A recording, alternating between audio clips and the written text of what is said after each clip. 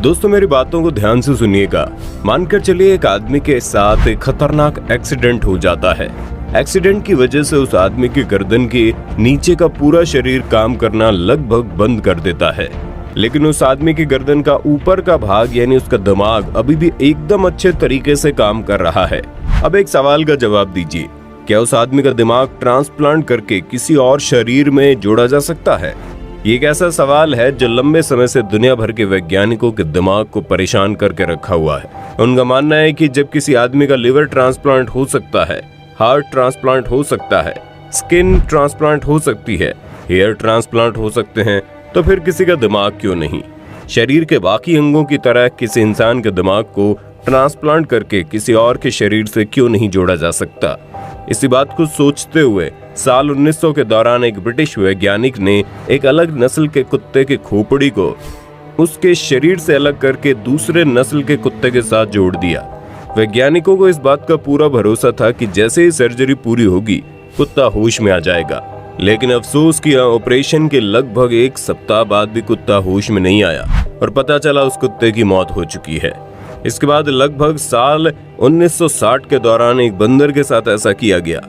इस बार वैज्ञानिकों को थोड़ी सफलता मिली और हुआ ये कि खोपड़ी को अलग करके किसी दूसरे बंदर के शरीर के साथ जोड़ने के बाद बंदर होश में भी आ गया, लेकिन अफसोस कि बंदर का शरीर का कोई भी अंग काम नहीं कर रहा था और लगभग 9 दिनों बाद उस बंदर की मौत हो गई।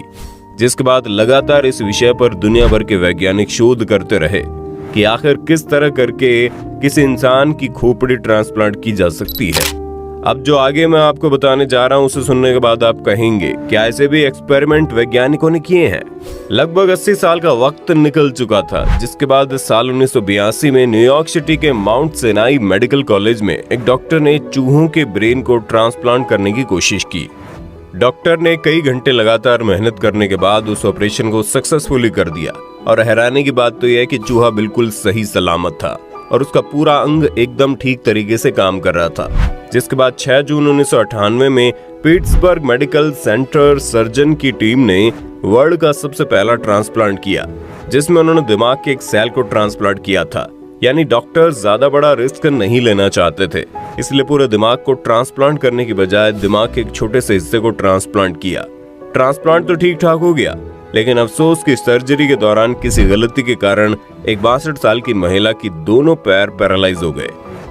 ये घटना साल 2013 की है, जब एक न्यूरोसर्जन के प्रोफेसर से कई लोगों ने यह बात पूछी थी कि जिस तरह से एक शरीर से लीवर निकालकर ट्रांसप्लांट किया जाता है, क्या उसी तरह एक खोपड़ी को निकालकर दूसरी खोपड़ी में नहीं डाल सकते क्या? तो इस सवाल के जवाब में सर्जन ने कहा था कि इस तरह के ऑपरेशन फ्यूचर में जरूर होंगे, लेकिन अभी हमारे पास ऐसी टेक्नोलॉजी और साइंस डेवलप नहीं हुई है कि हम ऐसे ऑपरेशन कर सके। मस्तिष्क के स्पाइनल कोड में नर्व फाइबर को जोड़ना बहुत कठिन होता है। नर्व फाइबर को मेरा मतलब है दिमाग से निकलकर हमारे शरीर के छोटे छोटे अंगों तक बड़ी ही बारीक, जिसे हम अपनी आंखों से नहीं देख सकते, वैसे नर्व्स जुड़े होते हैं। उन सभी को काट कर वापस जोड़ना अभी की टेक्नोलॉजी के हिसाब से हमारे लिए असंभव है। इसलिए उन्होंने कहा कि स्पाइनल कोड मतलब कि रीढ़ की हड्डी की चोट इतनी नुकसानदायक होती है कि अगर मस्तिष्क को ट्रांसप्लांट करने में सफल भी हो जाए तो स्पाइनल कोड में लगने वाली चोट के कारण लोग जिंदा नहीं रहते हैं, क्योंकि दिमाग को शरीर से संपर्क बनाने के लिए रीढ़ की हड्डी बहुत ही अहम पार्ट निभाती है। ऐसे में अगर दिमाग को ट्रांसप्लांट किया जाए तो सिर से जुड़ी हुई हड्डी में चोट लग जाएगी और इतने बड़े ऑपरेशन को झेलने के लिए कोई बॉडी जल्दी तैयार नहीं होगी। इसलिए ब्रेन ट्रांसप्लांट से पहले एनिमल टेस्ट किया जाता है और जब एनिमल के ऊपर ये रिसर्च हो रही होती है तो इसका पूरा परमिशन लेकर सरकार से लेना पड़ता है। ये प्रोसेस काफी लंबा होता है। आज भी इस प्रोसेस को सही से करना मेडिकल साइंस के लिए एक चुनौती है। इतना ही नहीं, किसी भी ब्रेन ट्रांसप्लांट कराने के लिए बहुत ही ज्यादा रुपयों की आवश्यकता होती है, लगभग $13 मिलियन। अगर भारतीय रुपयों में बात करें तो लगभग 9,620 लाख रुपए।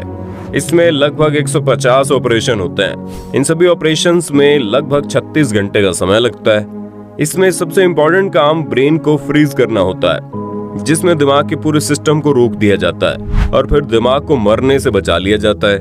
गर्दन और नसों को जोड़ने वाले ट्यूब्स को गर्दन में फिट कर दिया जाता है और फिर स्पाइनल कोड को काटा जाता है। ये सबसे मुश्किल काम होता है। स्पाइनल कोड को काटने के लिए किसी आम चाकू का इस्तेमाल नहीं होता। इसे काटने के लिए हीरे से बनी चाकू का इस्तेमाल होता है और अंत में मसल्स, नाउज और ऑर्गन्स को फिर से जोड़ा जाता है। ये काम ठीक उसी तरह होता है जैसे कपड़ों को सिला जाता है। ये काम बहुत ही मुश्किल होता है क्योंकि दिमाग इंसान के शरीर का सबसे इम्पोर्टेंट पार्ट होता है। ब्रेन ट्रांसप्लांट करना आज भी साइंस के लिए एक चुनौती बना हुआ है क्योंकि इस वक्त पूरी दुनिया में अब तक ऐसा एक भी केस नहीं हुआ है जब किसी एक इंसान की खोपड़ी को उसके शरीर से अलग करके किसी दूसरे शरीर के साथ फिट किया गया हो।